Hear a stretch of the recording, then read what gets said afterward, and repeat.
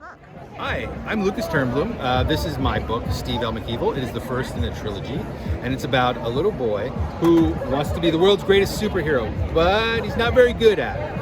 And his grandfather, who is the world's greatest superhero, is trying to train him. But it turns out there's a new kid at school who kind of ruins all of his plans, and they have to come together at the end for a mysterious reason. So does Steve choose villainy, or does he choose something else? You gotta find out.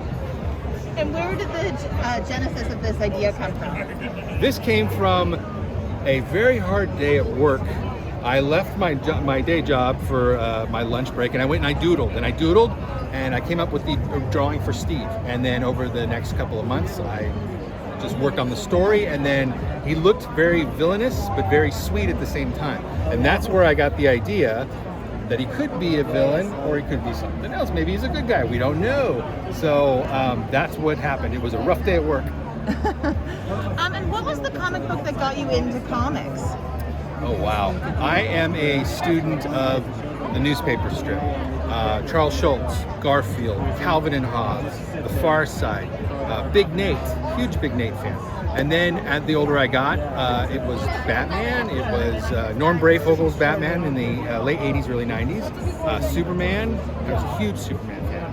And in a way that kind of really influenced the two genres came together. This is very newspaper strip friendly, but it's also very superhero heavy. So the two came together and created this book. Can you tell us a little bit about your journey of getting it published and finishing it in the first place? Oh yeah, it was, the original idea came in 2009. Yeah, and so I sat on it for a while, I worked on it, and then when I was ready to publish it, I started working on another graphic novel series, which kind of took, so I put this aside, and then when that graphic novel series wrapped, I came back to this. And around 2019, we pitched it out, and Crown Random House bought it. And we worked on it over the pandemic, and that was an interesting thing. I feel fortunate to have been one of the people who get to work on a pandemic book, because it is such a fascinating process. Everything stops, you know, and we're working overseas, and we don't know what's going on. And so it was really a journey that started in 2009, and just now we have the book. So how many years is that? 12, 13 years? I'm very bad at math, but around that. And what's your age range for the book?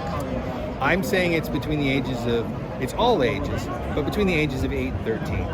And what are you most excited for kids to discover when they get a hold of it? Just the humor. There's so much humor, and there's so many Easter eggs in this book, that it's the type of book where you read it, you laugh, and then you put it down, and you come back to it, and you notice a whole other thing that you'd never seen before. And my children have read it 3 or 4 times, and they keep seeing things that they've missed. So that's the one thing I love, and I always loved that in books growing up. So I'm hoping that kids will find the humor, and they'll go back and read it and look at the Easter eggs. And where can we find the book and you online? You can find me at Lucas Turnbloom, and I'm on Instagram, Twitter, Facebook. I have TikTok, but I don't use it, but you can follow me there. And the website for Steve L. McEvil is called McEvilEmpire.com, and all of my stuff is there.